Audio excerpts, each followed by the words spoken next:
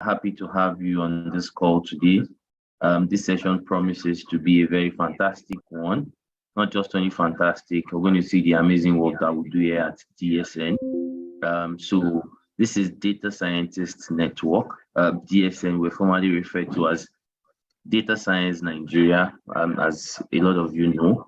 So we're going to be kicking off this session shortly. So please feel free to drop your name so that we can know where you're joining us from. Lagos, Maiduguri, Sokoto, FCT. We know we have quite a lot of people across Nigeria and outside the country. So we'd love to want to make you welcome. So please kindly do well to just drop your name across so that we can get to welcome you properly. So it's 10 o'clock Lagos, Nigeria time. I think it's just right to quickly delve into this event so that we don't get to keep anyone waiting. Like I said earlier, my name is Anu Yuniro, and I'm going to be hosting today's event. So happy to see all the lovely faces on this call. So I have my call also. I have my colleague also, who is going to be co-hosting this event with me. Oluwaseun, do you want to please say hello to the house before we kick off this event? All right. Hello, everyone. It's so exciting to have you guys join us on the call today, and I'm super excited, to be hosting this session with Anu. And I'm really, really looking forward to what we're going to learn today. It's about democratizing AI for everyone in Africa, and I'm excited, and I believe you are also. Thank you, Anu. Thank you, Oluwaseun, for that amazing introduction. So shortly before we kick off, or shortly before I asked you to take up, so that was a video that was developed, conceptualized, and developed by DSN, Data Scientists Network, formerly referred to as Data Science Nigeria, whereby we're able to put together top and very revealing speeches from the past president of Nigeria. As the event goes on, we're still going to put up the video so that you understand keywords that were pronounced during each of the presidential speeches. I think this is amazing. Can I see someone celebrate DSN in-house for doing that very good job? So we're still going to be showcasing that as the event progresses. So without taking our time, let's just move into moving into today's session. So today, like Oluwaseun rightly said, is focused on democratizing AI for everyone in Africa. And we have amazing speakers. I mean, very lovely speakers, industry experts, people who have done this at highest level. I mean, talking about professionals, executives, and hands-on people. So we have all of our speakers readily on the call who are ready to discuss with us how to democratize AI for everyone in Africa, some of the things that DSN has done. And the highlight of this event, as it is, I'm just going to run through. This is what we have as our agenda. We're going to be having a brief introduction about DSN, then we'll go into our discussion one. Then after our discussion one, we're going to be moving into unveiling our interactive dashboard. Then we do a bit of unveiling of our interactive dashboard. After that, we're moving into discussion two. Then we do a showcase of some of our community members' dashboards, which they have put together. Then we do our discussion three. We move into Q&A, just questions from all of you wonderful participants we have on the call. Then we're moving into our closing remark. So like I said, my name is Anu Yuniro, and I work with Data Scientists Network, formerly referred to as Data Science Nigeria. And I'm just going to be running you through a brief introduction of DSN. So this is going to be talking about DSN. DSN, like I said, we're called Data Scientists Network, formerly referred to as Data Science Nigeria. And our commitment is to raise 1 million AI talent and build AI solutions that will improve the quality of life and well-being of 2 billion people in the emerging market. This is our renewed focus.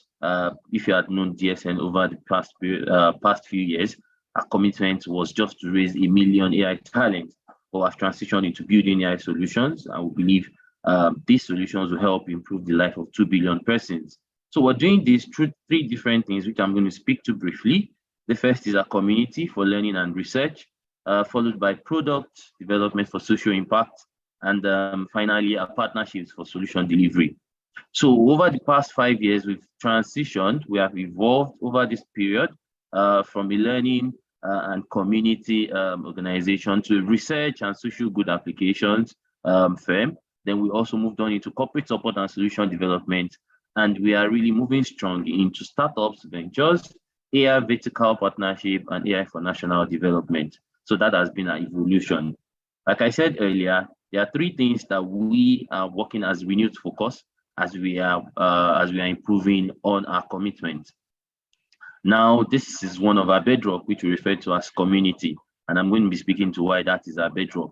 So, as you have seen, our vision is to raise an AI, a million AI talent in 10 years, which we have been, we have been judiciously working on. One of the key things you need to know here is our community is such a one that has collaborative learning environment. We learn together, we share ideas together, and we grow together. So our community is divided basically into 12 key categories. 12 key categories, which is just in our course here. Because of our time, I'm not going to spend too much time, but I'm just going to highlight them. So the first is our campus communities, followed by our city communities. We have ladies in here, a dedicated community that tends to the needs of ladies who are interested or are AI enthusiasts. So we also have community dedicated for kids and teens. We have communities for schools, special communities for schools. We have communities for professionals, executives, talent, startups, researchers, practitioners, and tool experts, and finally, partners and hubs. So, which means any of the categories you found yourself, DSN has something to offer you, and DSN has a way to run around. So, we are inviting everyone to join in our community. So, some of my colleagues on the call would be dropping the links to you joining DSN community. So as soon as you join the community, we can walk you through how to join the necessary category that fits in. So this is the distribution of DSN across Nigeria. I want someone to celebrate DSN in the chat box. Please celebrate DSN. So we have our footprint almost everywhere across Nigeria. So which means that wherever you are, be good enough to know that you have DSN next to you. It's just for you to reach out to us across all of those 12 categories which I had spoken to earlier. So this is an example of what we have done with our communities. This is an example of a community of professionals whereby we had a typical research masterclass talking about a lot of things. So we're also proud owner of the biggest and the most competitive inter-campus learning platform called the Ai Bootcamp. This is by far the biggest and the most competitive inter-campus learning platform in Africa as of today. So please, let's celebrate DSN in-house. So these are one of the good things DSN is doing. So this is just a picture representation of how our community runs also. So like I said, we have communities of teens, kids, professionals, students. Just name it. This is an example of what we have done for kids also. This is a snapshot of events we had for our children, Digital Children's Day events, which is now a norm that will be happening in DSN. So kindly do well to just follow through the links that my colleagues will be dropping so that you can have the main deal. When I call it the main deal, opportunity to join DSN community. So these are some of the things we have done. I hope someone is thrilled, someone is really impressed. So this is an example of the event we had at our AI executive level. So you can see that DSN has done quite a lot. So in order not to take our time, I'm just going to skip that also. So also DSN community beyond Nigeria, another very fantastic thing. We have done so well to transition into a global firm that has seen us have different communities across United Kingdom, Morocco, Republic of Benin, Kenya, Algeria, and Tunisia currently as we are expanding. So why do you need to join DSN community in order to take not to take time? So joining DSN community gives you access to mentorship. You can see that we have that. It gives you access to mentorship, training, conferences, jobs and referrals, then research.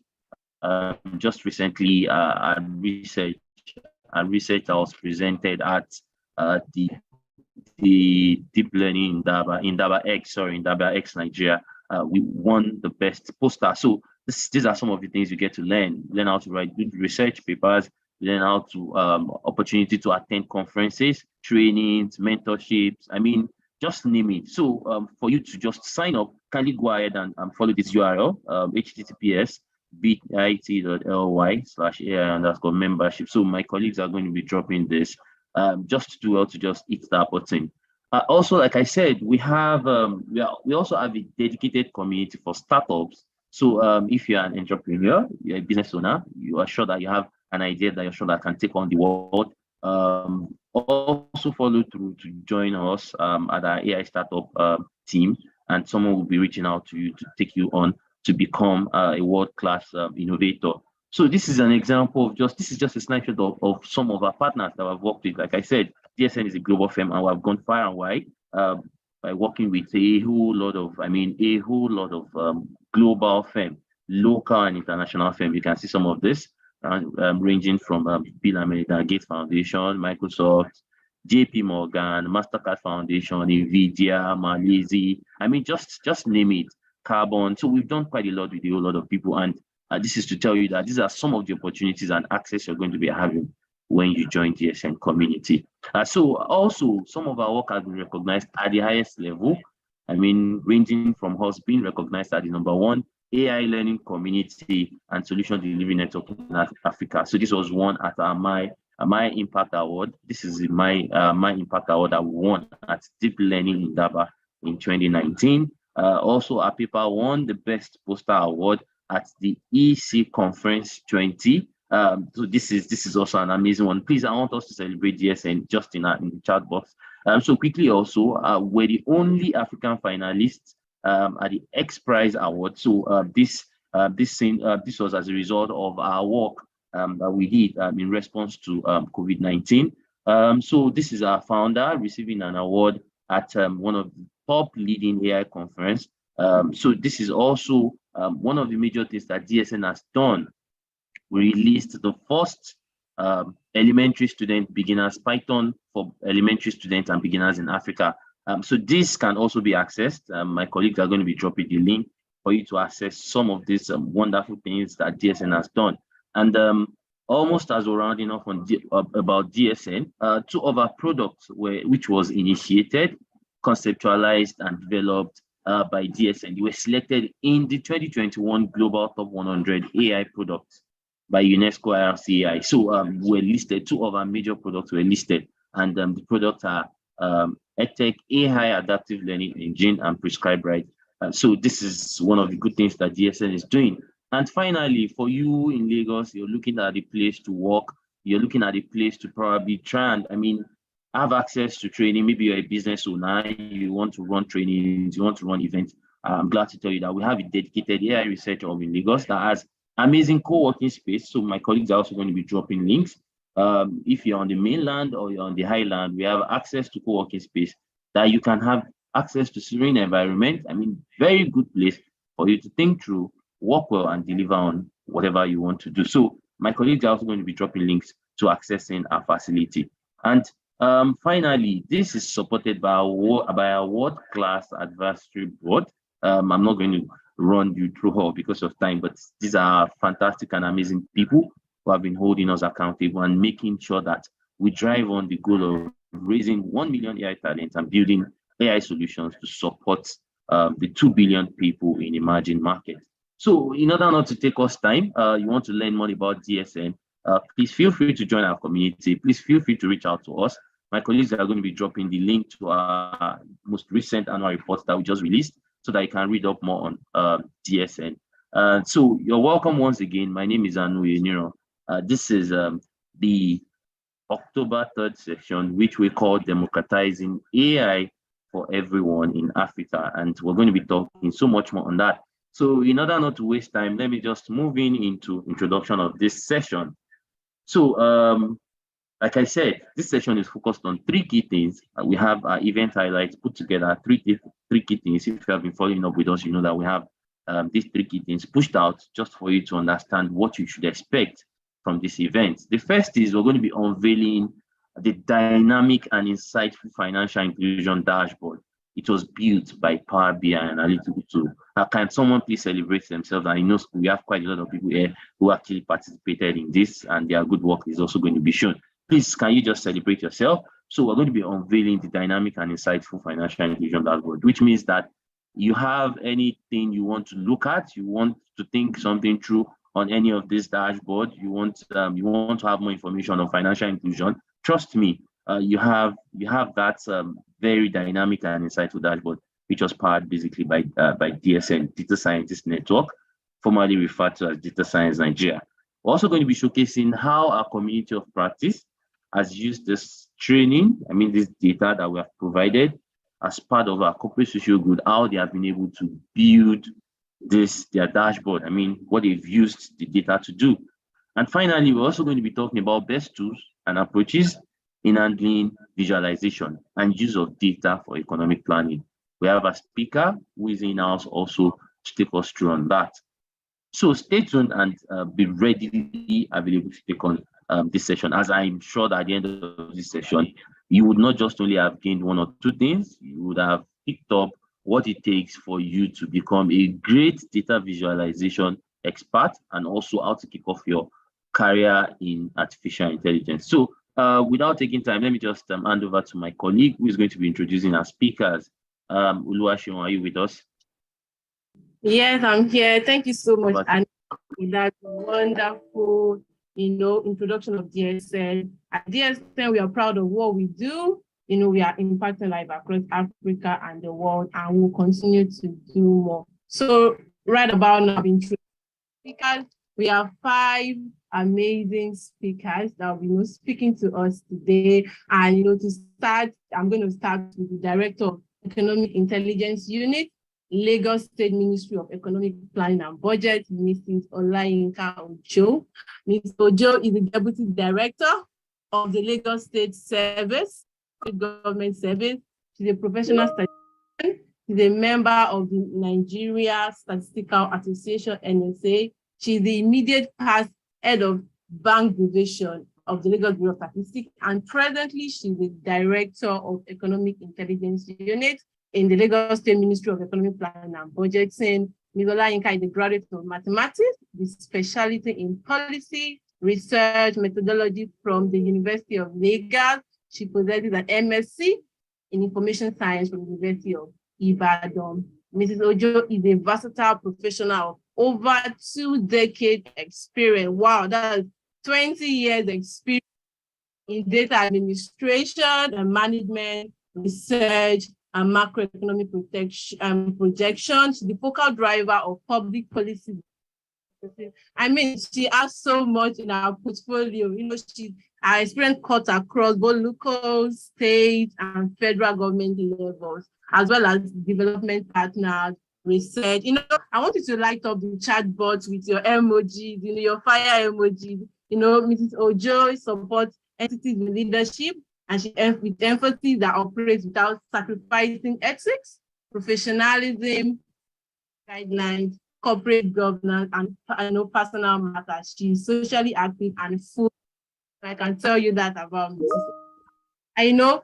Going on to our next speaker, I'll be introducing the managing partner and managing partner and Power BI coach at Foresight BI and Analytics.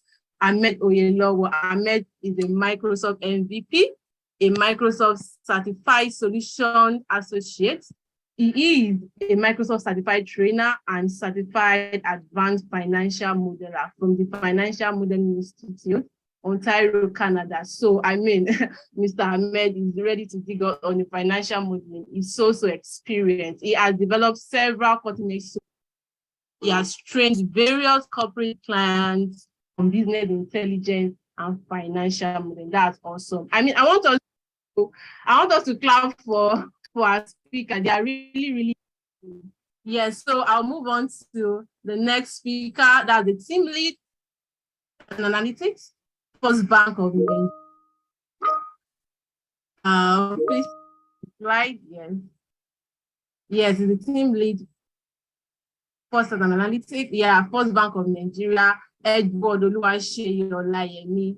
Edward is an experienced data scientist with a demonstrated history of working in the wholesale industry. So our speakers have different expertise and they are just ready to come and load us with a lot of content this afternoon. So he's skilled in statistical modeling, data analysis, data science, R, and statistics.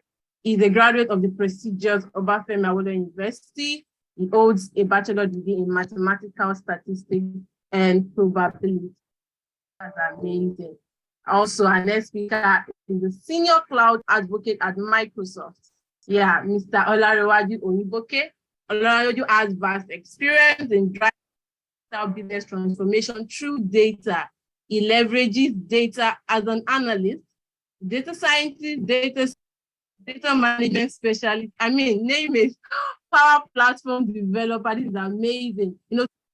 Reduce cost. And that is very important. Every company wants to reduce cost to the barest minimum as much as they can, and then get income. So it helps to improve revenue and optimize process. And Olaroju has been exposed to several tools and technology. Is proficient with Python, R, Powerhouse, Power Automate, SQL. I mean, Docker, and the list goes on and on. Why it's so experienced in combining many of them to solve complex challenges.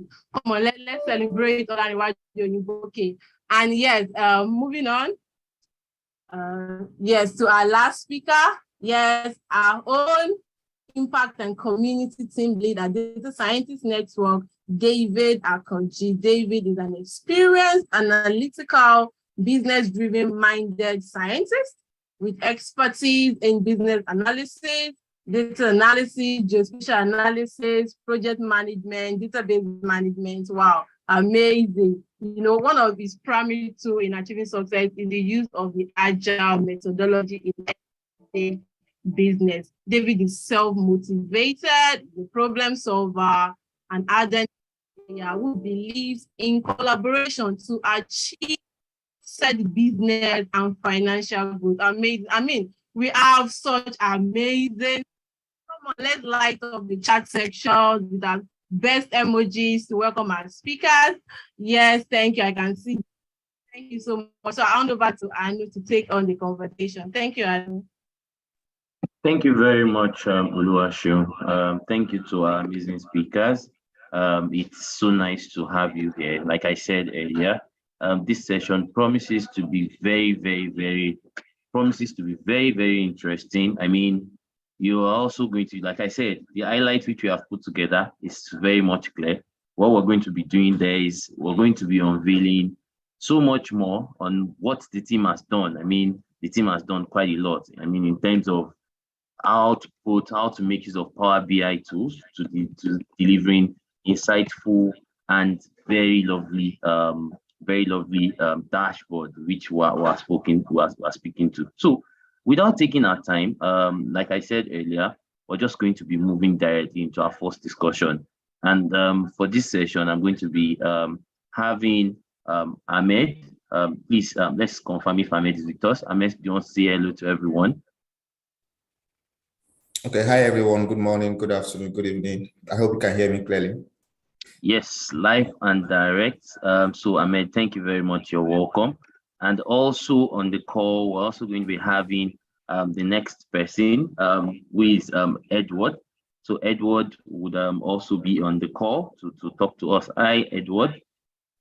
Hi, good morning. Good morning. So I'm going to be starting with Edward.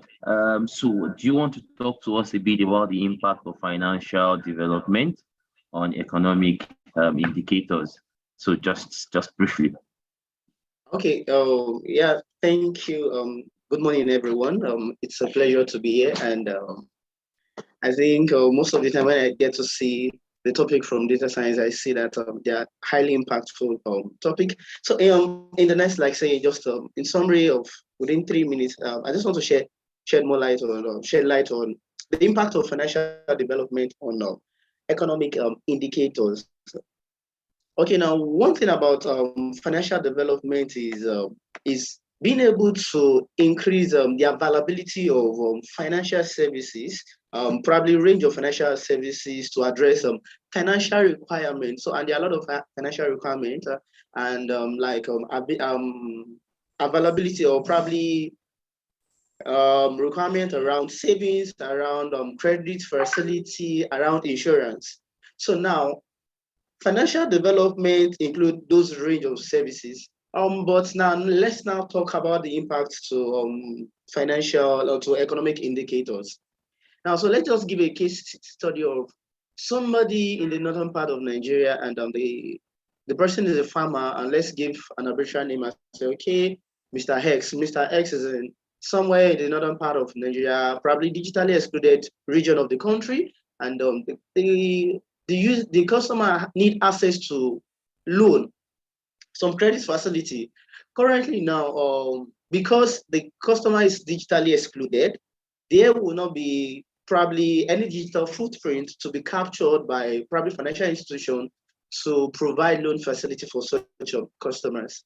Now, for any time we have this kind of situation, we understand that there is a direct impact on economic indicators like employment rate, because if an excluded customer, as I says, an excluded customer, probably digitally excluded customer that is credit worthy is excluded from probably this financial service, automatically is going to have a direct impact on the economic indicators of the country, inflation, unemployment rate, and many other economic indicators. So I think what is expected for us, probably as a team of data scientists, as a team of research analysts, business analysts, is to build solutions around those that are digitally excluded. So I'm bringing up a challenge to say, okay, can we build financial inclusive solution for mostly customers that are digitally excluded? No, I know when we build models around probably data we have around us and data we have in the urban area. But what of we thinking outside the box and building models, building democratizing models for those local guys, customers that are in the digitally excluded customers, the unbanked, because our ability to build a democratized model that work the same way as the model we have in the urban area, if we're able to build those kind of models, build those kind of solutions, it's going to affect our financial development, because we'll be providing a lot of financial services, providing facilities to customers and values to them. And if you can do that, automatically it will be impacting the bottom line of all financial indicators. And in this case now, it's going to help the government to estimate what is our current GDP in a more accurate way, also give out loans to the digitally excluded, bank the unbanked. So in summary, I would say that the word financial development is deepening financial intermediation, and that is a means of providing availability to a wide range of financial services to address financial requirements. So I'm leaving us with this challenge, and that challenge is thinking outside the box to democratize AI for the digitally excluded customers, and making sure that we can increase our financial development and also impact our economic indicators in a positive way. Thank you very much. Thank you very much, thank you very much, Edward. Can we just celebrate Edward in-house, please? Let's celebrate Edward. That's so fantastic. So I'm almost going to probably summarize what you said, like the summary of what you said in a summarized or a much more summarized way. So this is saying to all of us that by the time we are building, we're developing as developers, as analysts, there's need for us to be consciously aware of the fact that there are some people that have been neglected, some people that are outside the bound, and that's one thing that I think this session is also going to be focusing on. We were able to capture, ability of being able to use the skills that we have, the ability of being able to visualize what we have, to capture the people that are excluded, people that are included, and we believe with this, government, stakeholders, business owners can make insightful decisions. They can make decisions to be able to say, oh, I know the set of people that are unbanked. I know the set of people that are maybe informal banked. Those kind of things. And that's one of the things I feel we are going to be unveiling on today. So thank you very much, Edward, for that very big point. So quickly to Ahmed, I will just be going to Ahmed. Ahmed, I want you to quickly talk to us a bit on how to approach financial data visualization. So Edward has spoken to us on the need for us to be able to incorporate the digitally excluded ones, the digitally people that are not included. I mean, people that are not financially included. So now, can you talk to us on the approach of the financial data visualization, how it does work, and how this can be well represented in such a way that it captures and it shows everyone, and with that you can take decisions. Thank you, Ahmed. All right, thank you very much, Arno, and thank you, Edward, as well. So once again, good morning, good afternoon, and good evening, everyone. I want to be sure that we have people joining us from all over the world. And, I like to start by saying that finance data is arguably the most important data set that, you can have for any business. And I also want to say that if there's only one domain data that needs to be effectively visualized, that's to say that, let's say that when it comes to data visualization, we want to say, okay, if we are going to visualize different data sets, there is just one single one that must be effectively visualized and reported, then that should basically be finance data. All right, now let me throw one question to the audience, right? So in terms of our body system, what do you guys think is the most important organ of the body that we have? Can you help me with some answers in chats? What do you think is the most important body organ? Okay. All right. So I've seen the word I want to see. Some people have said brain. Some people have also mentioned some other things, but I see a lot of people mention brain and heart. Okay. So I just want to make use of the heart, right? Even though technically the body has several vital organs, right? What I mean by that is, neither of them can work in isolation. So they all have to work together. But at the same time, I like to consider finance data to be like the heart of, the body system. So within the business as well, your finance data kind of like serves like the heart. And because the heart should never stop pumping blood. Therefore, you need to make sure that you are able to effectively visualize finance data to guide the business going forward, to make sure that the business is able to achieve their aims and their objectives, right? Now, that's because with finance reporting and visualization, you will be able to effectively guide financial management and also your investment decisions for the business, right? Now, generally, data visualization will always start by having an end goal in mind, right? And then before you now bring in some other standard processes like data preparation, like data modeling, before you now eventually even go to visualization of the data. So the work has to start from the preparation of your finance data, right? Now, one of the most important things that has to be done while preparing finance data is to remove the noise and the distractions from the data, right? So there can always be a lot of noise and distractions in finance data.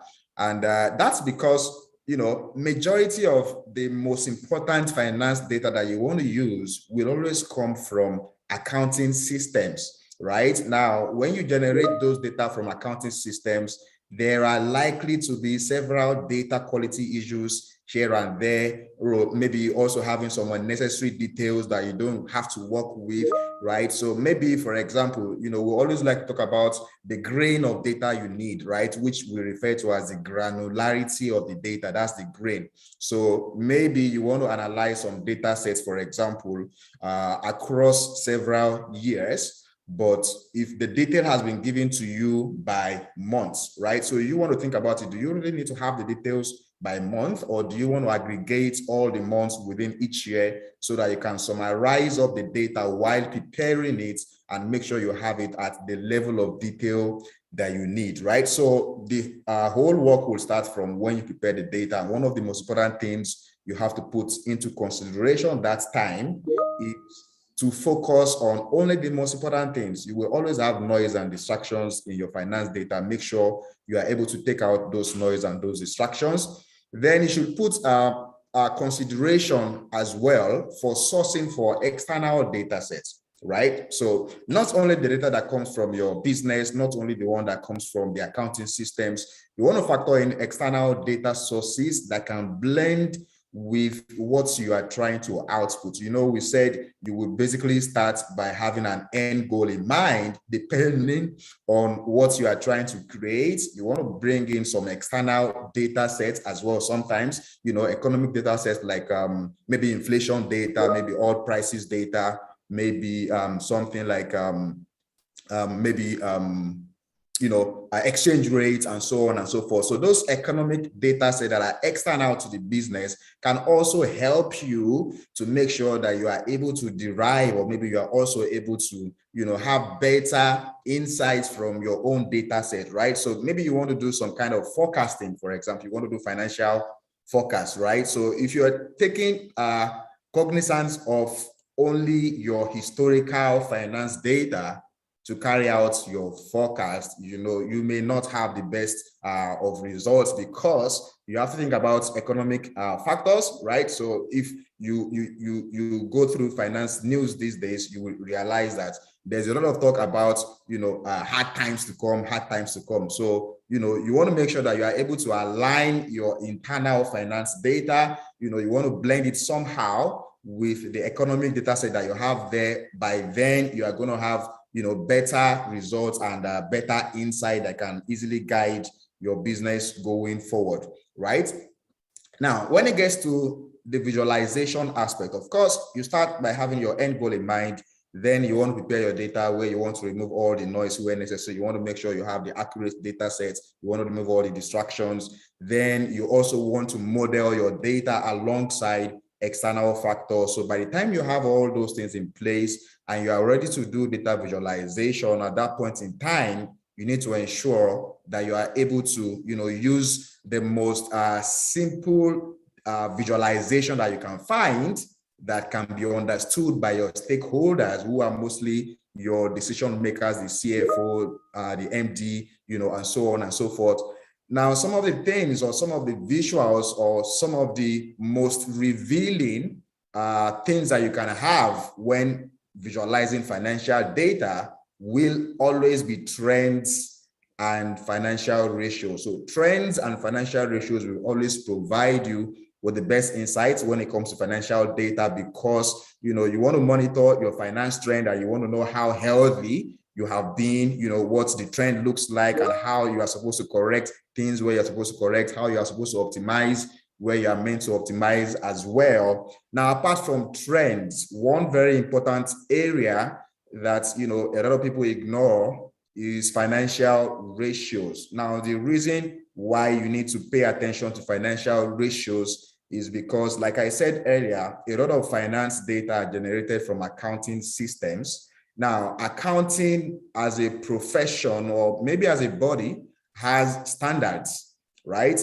Now, the way you are going to get the data, some of those standards will not provide you with the best answers to answer the questions, right? Will not provide you with the best numbers, so to say, to answer the questions that will provide you with the best insights, right? Now, for example, you know, in accounting, there is something called depreciation, right? So if a business buys a car, for example, let's say for 2 million naira, then they need to remove certain amounts from their profits every year, you know, to cater for depreciation of that car. So at the end of the day, when you are looking at the profits of a business, or when you're looking at the profits within the finance data, you know, a lot of numbers have been reduced from that profit, right? So for example, depreciation would have been taken out. So where a business is supposed to record maybe a profit of, let's say, 1 million naira,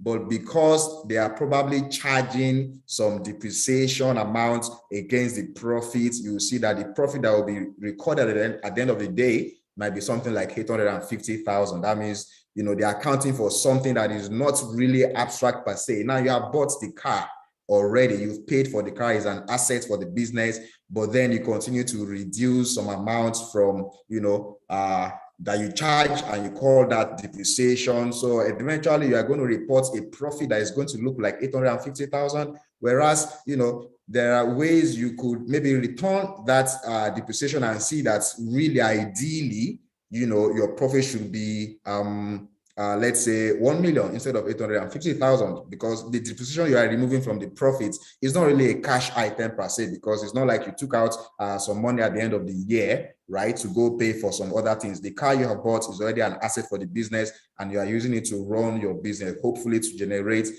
some income. So there are a lot of standards like that within accounting that, those financial ratios are going to take care of them. So there are, a couple of standard financial ratios that at the end of the day, they will kind of like work back on those accounting numbers to ensure that, you see what you are actually meant to see. So after showing that profit is 1 million naira, you can eventually use a whole lot of different financial ratios to know, maybe, for example, what the profit looks like without depreciation, which will give you some more insights, or maybe the profits that you have made, maybe per product or things like that, right?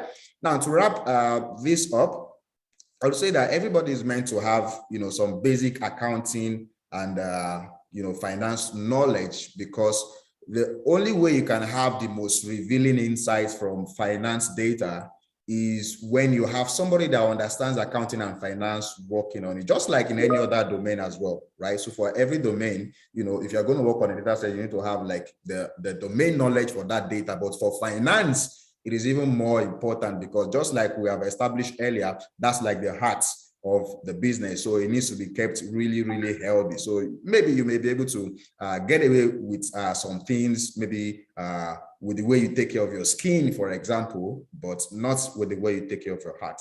All right. So thank you.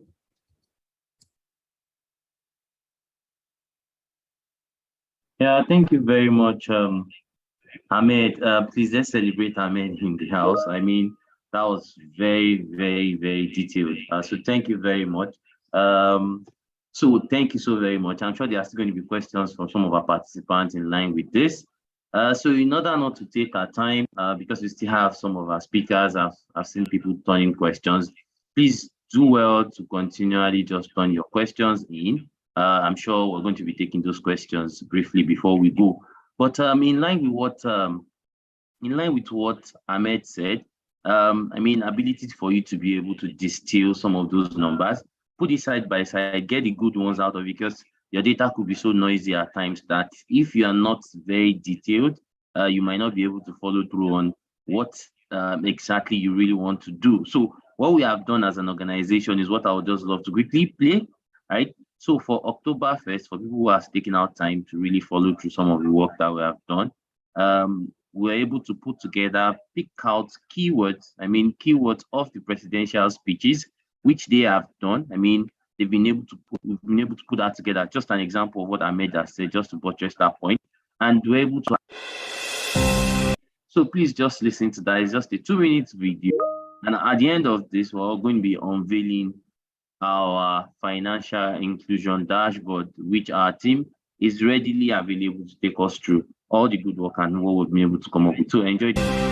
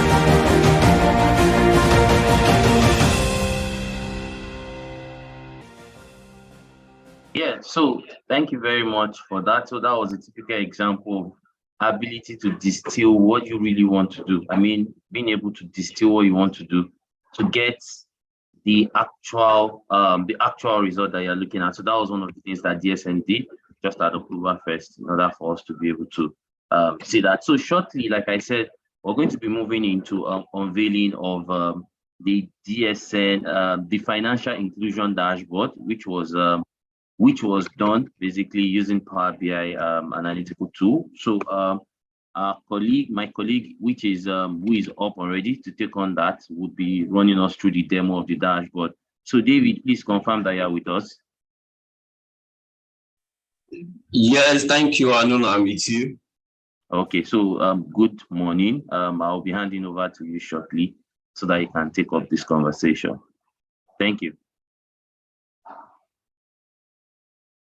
All right, thank you so much. So good morning, good afternoon, everyone.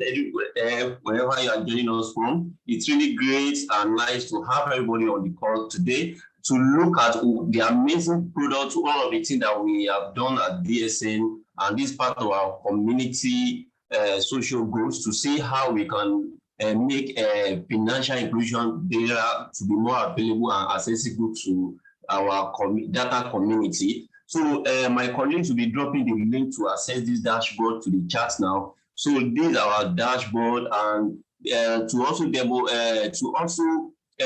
give a footprint about DSN, we now have our community in other Francophone countries who speak French and English. So our dashboard that we have here, financial inclusion dashboard, is an interactive dashboard that shows in French and also in English. So as a user, so when you come to the page, this is what you see.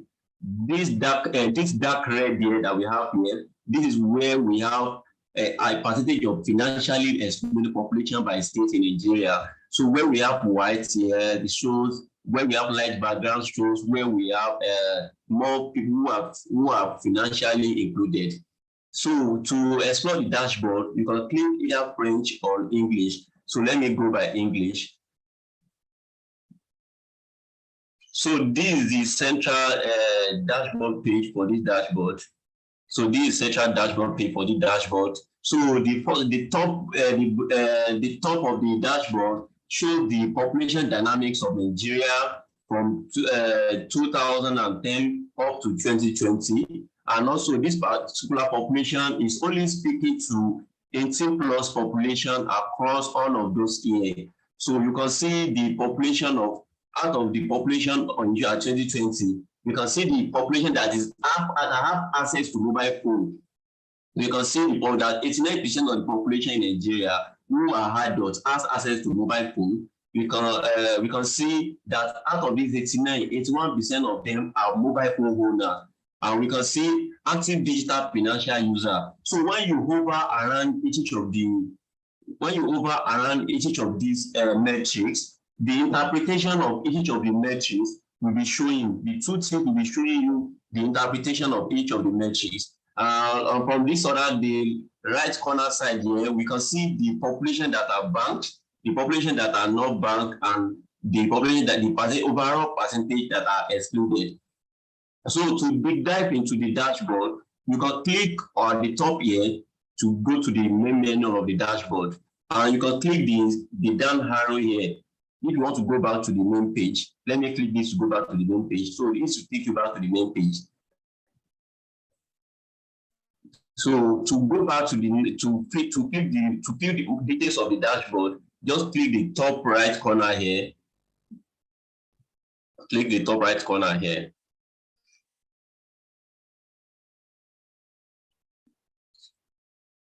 Okay. Yeah, so this is the report page which shows about the dashboard. It shows that the dashboard was created by Data Scientist Network, formerly Data Science Nigeria, in partnership with Epinia to promote an open and interactive visualization platform using the field data set of financial inclusion that has been published by Epinia from 2008 to 2020. So this dashboard data was gotten from Epinia and the data is openly available for people to explore. So to see different categorization of the dashboard, click on financial inclusion distribution. You can see the financial inclusion distribution by age. You can access by gender. You can see distribution by employment, by education, by settlement, by state, and by region. So important of this is that if you are trying to build a solution across age, you want to see where you can get insights in distribution by age group. Just click on age group. So these are the distribution of age group. This is the population that we have by age group. So if you click a particular age, it will give you the distribution across all of the year. So you can filter. You can use this particular filter by year to pick your filter. You can check by any year, and then you can go to, you can see the distribution also by settlement. You can see it by gender. You can check the distribution by gender. You can check distribution by settlement to see urban and rural settlements, how is their financial level by urban and by rural settlement. And also we can look at the categorization of financial inclusion. So, and most importantly, how did our region look like in terms of financial distributions across the country? So these are how our financial inclusion dashboard look for the region. We can see that most of the Northwest and also the Northeast are highly financially excluded, which shows that for an investor, it's an opportunity to explore more business across that region. That is a market says. And we can see another opportunity is here. We have a lot of people at Southwest, South, they are highly financially included. So they are not excluded at all. They have a higher population that is financially savvy. So we show that there is a lot of opportunity that can be deployed there as well. So this dashboard gives you an ample of insights of how you can make use of financial data to create a solution as a data scientist. And this is how the financial inclusion is distributed by states. So this is how it's distributed by states. You can see that majority here, the higher percentage of the population are financially excluded, which it shows that, and these can be seen by stack multiple bar charts here as well. So you can explore this, and also my colleagues have been dropping the link to the chat, so for you to be able to have access to this and also explore the dashboard. So let me quickly explore this in French as well. So when you are exploring in French, just click on the click on this second voir rapport en français here. So when you click it, it takes you to every information that you are going to be reading is going to be in French. So if you choose French, all the information you are going to be reading is going to be in French. And also you can click this place to take you to more details of how the distribution is done in French as well. So you can see all the activities here are in French. So you can explore this to see all of those exciting things. All right. So I will stop from here. So they have dropped the link to the chat. So I'm sure people will start visiting that and also be checking it out. So you have question, comments, you can drop it on the chat while I will pick that up later. Thank you so much. Thank you very much, David. A round of applause for David. Let's celebrate David. David, that was a nice presentation. That was a nice demo. So like David said, please feel free to just interact with the dashboard. It's now in the public domain, and you can check through in order for you to make informed decisions. So this is part of our contribution, as part of our contribution to the social good and the impact we're trying to take on as an organization. So without taking our time, we're just going to move on into the next discussion that we have, whereby we're going to be bringing on speaker shortly. So I'm going to be handing over to my colleague, Oluwaseun shortly, but before Oluwaseun comes up, I think there was a question which I need to reiterate quickly. It is clearly, it was a question that was put up by one of our participants talking about DSN focusing majorly on financial inclusion. So let me state it clearly that DSN uses data. We use data in different sectors. This is just an example of what we use data to do. So this is an example of DSN showcasing how to make use of data in the financial sector. But like if you have been following us majorly on all of our programs, we focus on all sectors ranging from health. We focus on agriculture. I mean, just talk about any of those sectors. So health, education, agriculture, geospatial. I mean, just talk about it. We use data to do a whole lot. So this is just an example of what we do. So in the case that I really want to read much and read more on what we do. So please, my colleague, I'll ask that my colleague should drop the link to our annual report again, so that you can see what we do at DSN and now what we have used data to do across different verticals. So thank you very much. So Sheung, I'll be handing over to you now. Please confirm that you are with us. Yes, I'm here. Okay, so thank you very much. So on to this second discussion. Thank you. All right. Wow, such an amazing dashboard. Feel free to share, go over the dashboard. It's really, really a very, very insightful one. So yes, we'll be inviting our next speaker. And our speaker is the Director of Economics Intelligence Unit, the Lagos State Ministry of Economic Planning and Budget, Mrs. Olayinka Ojo. Ms. Ojo, please, are you with us? Kindly confirm. Yes, thank you, Sharon. I'm here. Wow, it's so amazing to have you. So, Ms. Ojo, be taking the discussion further. Thank you so much, Ma. Thank you very much. Good afternoon, good morning, good afternoon, and a good evening to those hearing us from the side where it is evening now. So, I've been asked to speak to the use of data in economic planning. And I must quickly establish the background that economic planning itself speaks to resource allocation in an equitable manner that ensures growth, and inclusion. So, and we all know that economic planning is very important to all our activities, to every activity, I must say, and government, a lot of people tends to see economic planning as government affair. Whose affair is it?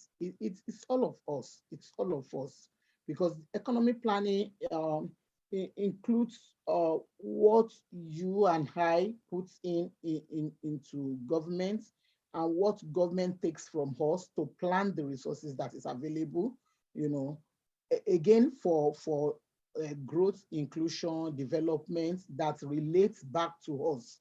So in that wise, it becomes what everyone should see themselves as part of.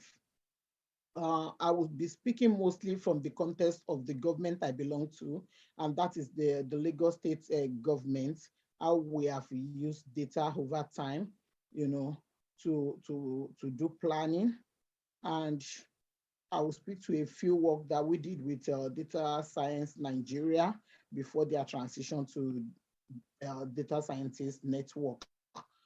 So I have said that economic planning involves resource allocation and management, and getting the right kind of data into that planning space is more important. Getting the quality of data that is coherent, that is accessible, the data that is relevant, that is accurate, the data whose quality can be, compare with other data across countries and benchmark against other data that is available. Establishing a user-friendly forum where views and data inputs from other data sources can be collated into planning is also a very important one. And that leads me to the fact that I would like to quickly speak about the fact that there is need for a general overhauling of statistical system in Nigeria. in such a way that our statistical system, we allow for contribution from every sector. A strategy that we allow input of data from every sector in such a manner that we develop as a country the culture of research-driven policy decision-making, such that we'll build capacity of our local researchers in a way that they can generate models that has to do a lot with us, that understands our background, where we're coming from, how we feel as a people, and put that back into the space of ranking and benchmark that can actually measure us against other clients. It is very important. Rather than just importing ideas and models that is questionable to our environment. And that is why I put up with our data scientist network, appreciating what the community of data drivers are doing here to ensure that we can view this data in a more simpler way on the dashboard, so that decision makers can pick it up in a very explanatory manner, rather than the old ways of having graphs and having lines and figures cumbersome everywhere that you can hardly deduce any insight. So insightful data generation into economic planning becomes very, very key and important today, in such a manner that it can layer out, the intricacies of what to take cognizance of by decision makers. This is very, very key and important. In a situation where you'll be looking at macroeconomic data, for instance, to look at inflation, how it fares on the budget you are preparing for in the realm of economic planning. Presently, our inflation rate is put at about 20%, and whatever planning we are doing now, what that translates is to say that there is already a shortfall of 20% on whatever is going to be expended as defined in the budget of that is being prepared right away right now, as many states and even the national are in the process of developing the budget for year 2023. And as we put those figures there, they look so big to us, but the import is that by the time we get to 2023, if there are no fairness in going down of inflation, if it remains the way it is, it means that the amounts we are declaring today in those expenditure line would be like running 20% behind the delivery. And that is what planning and data is about. Data helps you to view where you are going. It helps you to forecast. It helps you to take experience from historic data and trend and wash out things as fair consistently, over a number of years, and be able to project into the next outlook to say that you might likely have this pattern, based on justification of data. So having said all this, the use of quality data becomes apparent. And what immediately we can do, if we are talking about democratizing AI for the general population of Nigeria to be able, to plan for them in return, I would like to take this narration of how the community of Data Hub can put up a model that helps the simplest. I've seen the dashboard that you just shared, how you can help the simplest phone holder who maybe has access only to WhatsApp, for instance, to be able to make use of that platform to register themselves in spaces where it is necessary, like capturing the Lagos resident registrar, for instance. A lot of Lagosians are not even registered. A lot of people don't want to register as Lagos residents. And we want a government of Lagos to plan for us as people included in the space of Lagos, as people included within the population living in Lagos. When you are not captured, so we must migrate this mindset to the general populace. We must migrate migrate that thinking, where people will not only hold registering with government database as for the use of taxation alone, and not forgetting that even taxation is our responsibility. Paying our taxes is our responsibility as a good citizen. You know, we shouldn't totally detach from that. But beyond tax paying, beyond revenue that will be generated from taxes, it's also become important for government to be able to plan and give back to the citizen, you know. And honestly, for a government like, I would like to talk as an economic intelligence person, for a government like Lagos State government, who has opened governance to inclusion, and I've invited everyone to participate in their declaration of Igbega Ìpínlẹ̀ Èkó Àjùmọ̀ṣe. And I would quickly drive that home with a substantiated facts, like in the last 2 decades, the government of Lagos State have consistently gathered data from the economic summits, the Enyingbeti summit, you know, and about 222 resolution has been gathered in the space of these 20 decades. In this, out of these 222 resolutions that has emerged over the space of these 2 decades, about 210 of those resolutions has been implemented, you know.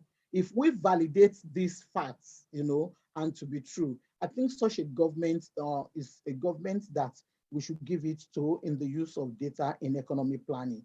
And in the coming economic summit later this month, I think 11th to 12th of this month, the Enyingbeti summit will be holding the 8th version, which is going to unveil, you know, a 30 years development plan.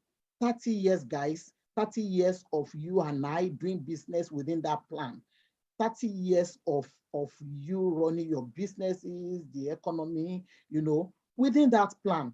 And so government is ensuring that on a longer term, this plan has some initiative housed in it that will be deployed on medium-term basis, and validating that there is alignment between the long-term plan and the medium-term plan of the MTSS, the medium-term sector strategies, ensuring that these things are prioritized and cost on a 3-yearly basis, and ensuring that the annual budget captures them as costed initiatives and priorities that are going to be funded in the annual budget.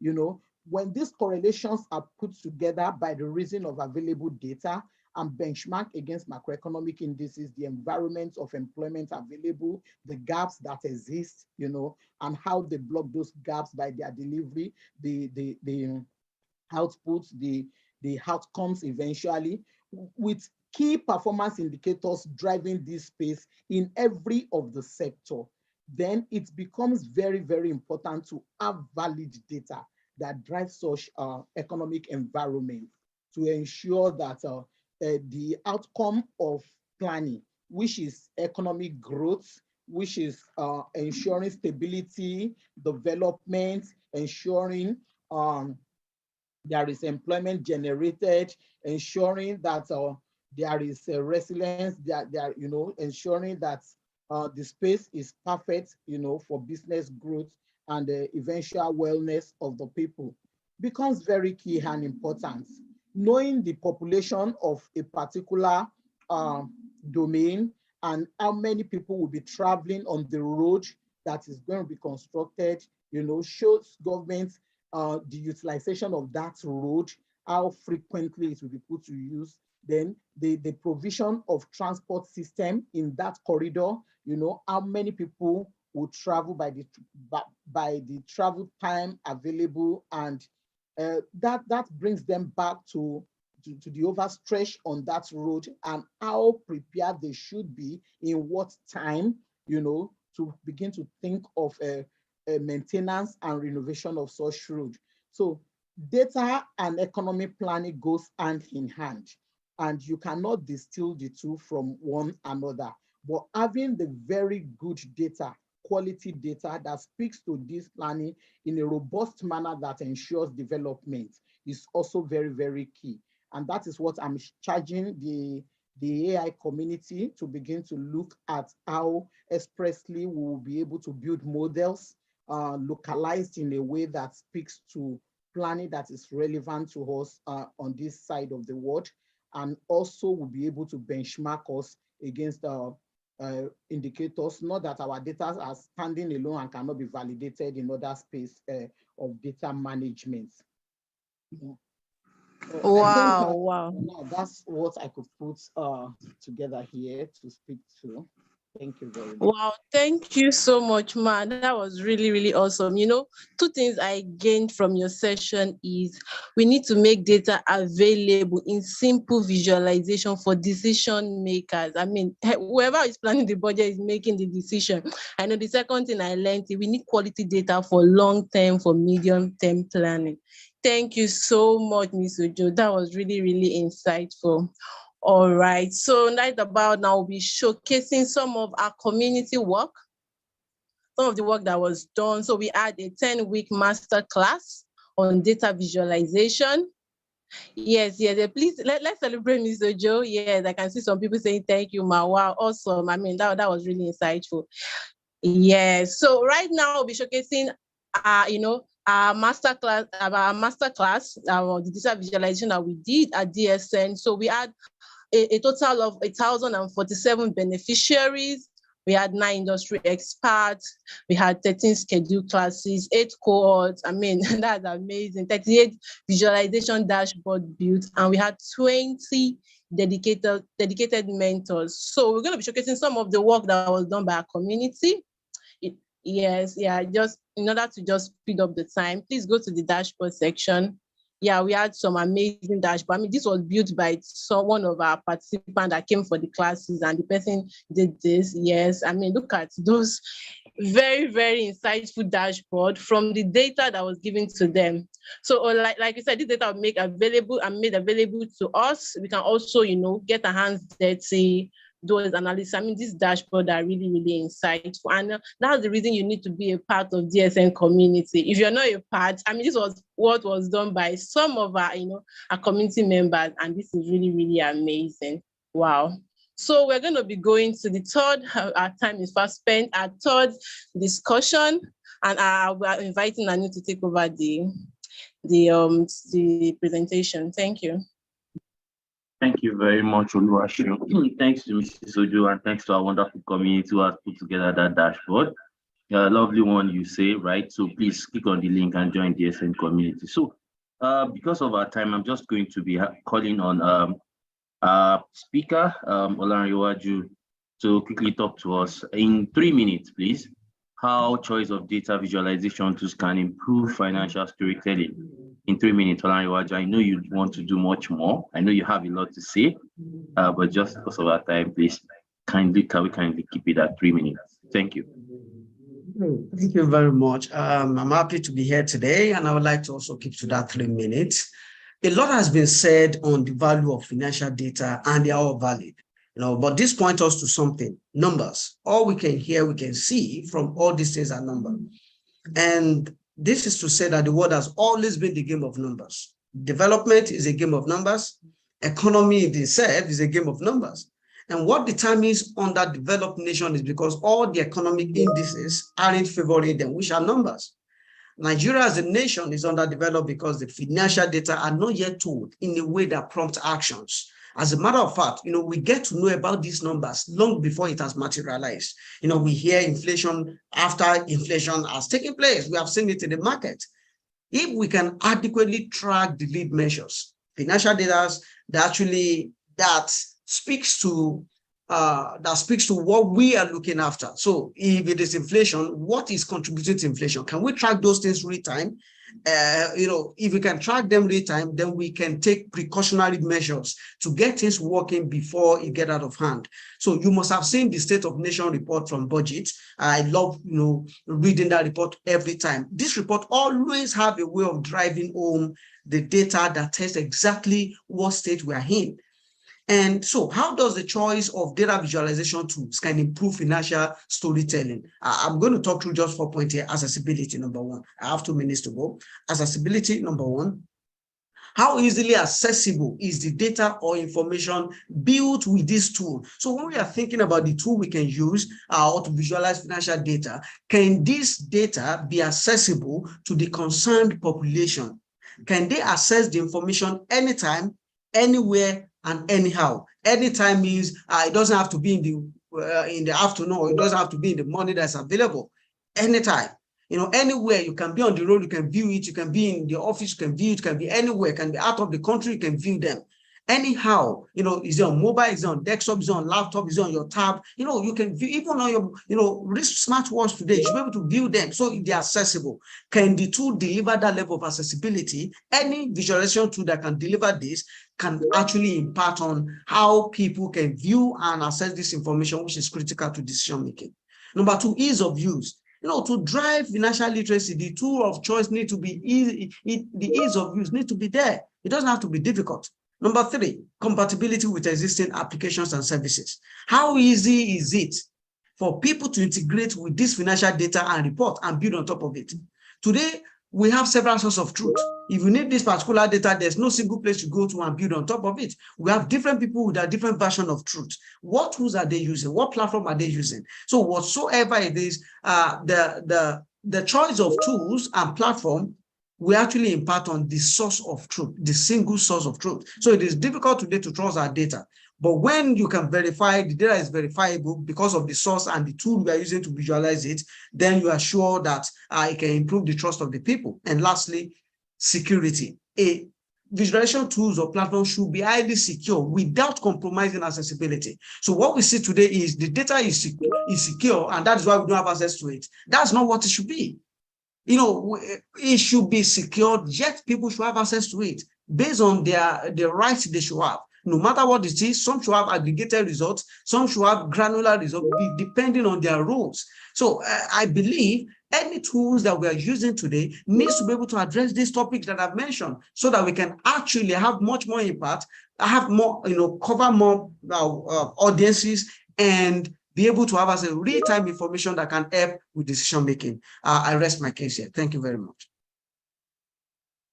Thank you very much, Olanrewaju. It's always very pleasing to hear you talk. I know quite much. You have a lot to say. Let me just say thank you for that. It's because of our time. I'm hopeful that we'll always have you around when we need you. So let me also state clearly that for the purpose of this session and for all classes that we run in our community, they are exclusively free. I mean, they are free. They are taken free of charge. So you don't have any excuse not to improve yourself. You don't have any excuse not to build the required skills. Then you don't have an excuse for you not to gather or have access to some of these key mentors that we've spoken to. So I would say to you that it's a very good one. You have access to the community, which is going to give you access to mentors, trainings, research, and all of these things I've spoken to. And they are exclusively free. That's what we do at DSN. And so this is DSN, in the case that you're just joining or you've joined and you're not part of the session when I introduced DSN. This is DSN, Data Scientist Network, formerly referred to as Data Science Nigeria. So as we are rounding off this session, let me also call on a community lead, that's in person of David, just to speak in a minute, how to build skill and capacity to harness more industry experience. So in the case that you have questions, please just drop it. I'm just going to be taking one or two questions because of our time. Then we can move on to rounding off this session. David.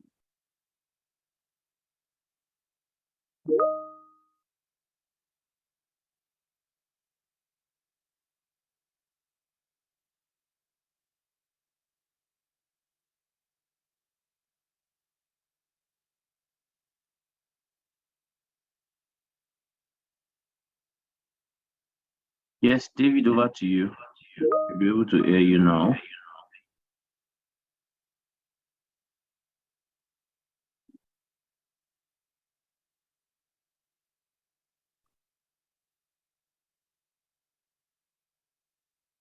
Okay, so I think because of our time, I think the network, maybe David is having a bit of technical issues. Hello, I was not given permission to unmute, so that's why. Okay, no problem. David, over to you. All right, thank you so much. So we just quickly spend like maybe just 1 minute to just discuss with our community, people who are on the call. So how to build skill and capacity to harness more industry experience. We are working on open source data to build portfolio. I would say we all know that data science is one of the most exciting and the fast-growing field of the last 10 years. And as a result, many university programs, boot camps, and online courses are available for anyone looking to break into data science field. So these programs are excellent way to learn the skill required, but when it comes to actually landing a role, it is important to demonstrate you have the right skill set, as many employers look for hands-on experience. So an effective portfolio which will allow you to show rather than tell a story is that you have a proficiency into succeed a data science career role, is to show a portfolio that make you qualify for that position. Most data scientists these days, they have portfolio, but few of them are standouts. And if your portfolio looks too generic, like maybe it is common across or lacks so many explanations, it can be hard for your reader to follow along and stay interested in your work. So in order to make sure your hard work is fully appreciated by your audience, so there are some things that I will just quickly mention that's very, very important for you when you are trying to build your portfolio and to be able to identify which particular project is actually aligned for you to add it to your portfolio. So you need to understand why do you need to invest in your data science portfolio. So one of the things that I am very sure that many people are aspiring, or majority of the aspiring data scientists are obviously looking for, is to land a job. That's one of the key things that we are all looking forward to. So you need to work, you need to find a community. Number one, you need to find a community, just like we have data science network. Our community is broadening enough to ensure that all what you need to use to build your portfolio are already available. We have a community mentors whereby you have access to data to build your project. You have a support who is going to train you on skill set that you need to build your portfolio. In the last couple of weeks, we have run different programs from HR analytics to insurance analytics to real estate data, using Python, using Power BI, using different tools, using PGI. So there are a lot of activities that is running in our community which you can plug into to join, in which you can be able to help you to build your portfolio. We have a mentorship program which you can be able to get a direct mentor who he or she can be an inspiration to your work or to lead you to the path that you are looking forward to. So my colleagues as well will be dropping some link to join our community so that you can be able to build a good portfolio. You can see what other people have built in a few moments, in just about 10 weeks of our program. So I'm very sure joining a community that stand out like DSN can help you build a portfolio that is stand out when it's about getting a job. So I only have 1 minute, so I will stop here. Thank you very much, David. Because of our time, I know we have a lot to say. So thank you very much, David, for that. The key word here is this: kindly join DSN's community so that you can have access to all of these things. I mean, you can have access to all of these things because it also helps. I mean, it helps you to be able to access some of these mentors, learning materials, tutors, and all of that. So without taking time, I'm just going to go into a Q&A session. So we've been able to put some questions together that some people have put up. So I'm just going to be circling around our speakers, and in just a minute, I would love for us to quickly just take those questions and they would respond to it. Whilst they are doing that, please kindly do well to follow us across all of our social media accounts. So we are on Twitter, handle is at DSN_AI_network. Also on Instagram, we are at DSN_AI_network. And on Facebook, just search DSN, Data Science Nigeria or Data Scientist Network, to follow us. While on LinkedIn, also search same thing so that you can get to receive and get updated on main questions or main updates as regards our program. So this question is quick one. I'm going to be putting it to Ahmed. So someone says that, can we say POS service is a way of bringing in digitally excluded segment of the society? So Okay, apologies. The person specifically said I should be addressed to Mr. Edward. So Edward, I don't know if you are here, if you want to take the question.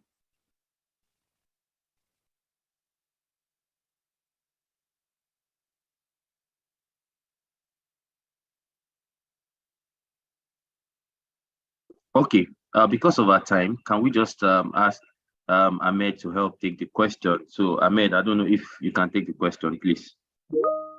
Okay, can you please quickly repeat the question again? Okay, so the question is, can we say POS service? POS, I mean all this point of sale service is a way of bringing in digitally excluded segments of the society. Well, I'm going to say that largely put, we really cannot say that, because before you can access a POS, because like it is a point of sale, depends on what kind of technology the point of sale is used for. But before you can actually make use of it, you still need to have some kind of footprint within the financial sector. Either you have a bank account, or maybe you have maybe some other kind of maybe microfinance accounts, or whatever the case may be. But generally speaking, you have to, have some traditional kind of financing before you be able to access a point of sale, because the point of sale is just like a bridge between the larger side of the industry. And then also, because we're also talking about fetching the data here, that also is not going to assist in, capturing any kind of new data set when it comes to financial inclusion as well. Thank you very much, Ahmed. So I think that question is well attended to, so the person should be able to pick that. So next question is, my question goes for that. Is the current world we are in today, is it possible to know financial analysis without having a background knowledge in accounting? Actually, that question was directed to you, Ahmed. So I don't know if you can answer in 30 seconds, then we can gain probably an additional insight from Olanrewaju. I think I can answer in 5 seconds. Okay, so that works. Because the answer is no. It's not possible, actually, because you need the knowledge to be able to drive, whatever analysis you want to do. Awesome. I think that pretty much answers it. So instead of just taking our time. So the fourth question, which I'm going to be directing, the question to Olanrewaju. So someone was saying that, okay, my question goes thus, like, for the people in the northern part of Nigeria, I mean, that was just one question saying, I think one of our participants is asking that for the people in northern part of Nigeria, what is the importance of data analysis? Like, how can they get to understand more data analysis? Thank you very much. There are two questions in that. One is it the importance of data analysis to the northern part of Nigeria, or how can they get to learn more about data analysis? So the person directed the question like that, but I think we can quickly just touch on the two. So briefly. So let's move to the importance of data in driving growth and development first. And what we see today is organizations make sales. For example, in another part of Nigeria, we have businesses there, and a lot of small businesses that doesn't even keep numbers or keep track of numbers. For example, if you go to laundry shop, what they just get from you is your cloth and your money. They don't even have track of how much are they making every day. They can have it in their head, but data is not down. It's not there on ground. And they've lost data, they've lost insight that can help them drive their business. If you go to a bookie shop there where you are buying, Meshara, you pay your money, they do your Indomie for you, the data is lost. And if you want to grow and scale a business, you need access to data. It is there you can determine how many people are we having. How can we improve the traffic? What can we do that will work for us? So you start by capturing, so you start from the point of data capture. In the northern part, beyond visualization, you have to first improve the culture of data gathering. You have to encourage businesses, small businesses to capture data, even if it is Microsoft form, even if it is Google form, even if it's on sheet of paper, let them at least write it down, how much they're making, or this person come and buy this, so that overall, when you look at that information after 1 week, after 1 month, you can start seeing patterns. You can start seeing that, you are making more sales on certain days, maybe because on Friday, there's Jumat on Friday, and people pass through this a lot. That's why they're buying more. What are they buying more? What are we getting, to sell more that we need to stock back, or what do you think these people that are buying these things will like? So you can start saying, oh, let's suggest maybe buy this kind of biscuit or this variant of sweet because they are buying this, they also love this. That is the beginning. This is literally how you can drive growth, by first improving the data gathering culture. I did not even want to go far and start making mention of a big company. Let's start from the small businesses around us, which I've cited some of the examples. For you who is wondering, how can you learn more about this data? I'm definitely going to point you to Data Scientist Network. They are there. They have, campuses on several cities in Nigeria. They have online, communities as well that can join as student and as professional. And I think they've been talking about it. Just make sure you join the community. And I believe your questions on how you can get started or how you can improve on your knowledge will definitely be answered. Thank you very much. Awesome. Spot on very much. You are very, very spot on, Olaniwaju. Thank you very much. So I think as we are rounding off this session, I'll just want to take 10 seconds each of all of our speakers to just say one or two things. Let's start from Mrs. Olayinka Ojo. Just 10 seconds to say thank you, or maybe just to say the final words. Ma? Thank you very much, Anu. So for this community, it is important to go back to data gathering, not only in the northern parts of Nigeria, but across all the places. We are losing a lot of data, and if we are not careful as community of data analysts and data visualization people, the time will come that you might not even have data to visualize if you are not gathering data now. So we should lay more emphasis on data gathering, the process of data collection, and strengthen, the capacity of those data collectors that we have on the field. Thank you very much. Thank you very much, Ma. That was spot on. We should strengthen the process of data collection. So quickly to let's take Ahmed. Ahmed, just a quick word to close the session. Okay, I think we lost Ahmed there. Okay, maybe we can take Olaniwaju. Olaniwaju, just a word to close the session, then we can move on. Okay. I will use my quote, a favorite quote of mine, which says, data is the new oil, and we live in an oil country where nobody is drilling. So this is a statement of opportunities and not of problem or challenges. There's vast opportunity around us with data. You drill by owning your skill to analyze this data and to bring out its intent. So I'm challenging you today to keep up, that dream, to keep up that passion, to learn and never rest until you're able to bring solutions to problems through data. Thank you very much. Thank you very much, Olaniwaju. That's spot on. So on behalf of DSN, let me just talk on behalf of DSN. On behalf of the board of directors, the staff, the leadership, and the entirety of our communities, we're saying thank you to everyone who has taken our time to join this event. Please kindly note that all of our classes are free. Do well to join us on social media. So we run consulting job. I've seen people ask that, can DSN build this and all of that. So you can also reach out to us for a consultancy job in the case that you have a solution you want to develop. We run consultancy job also. So please kindly note that our commitment still remains raising 1 million African artificial intelligence talent and building AI solutions to enable and support the well-being of 2 billion people in emerging markets. So as we are calling this session a day, please remember to take note of all of the things that have been said. Follow us across all of our social media to take note and to have an idea of all of our events that are upcoming. And we wish you all the best. Happy independence to everyone and happy independence to Nigeria. So do well to interact with the dashboard. Thank you, everyone. Bye.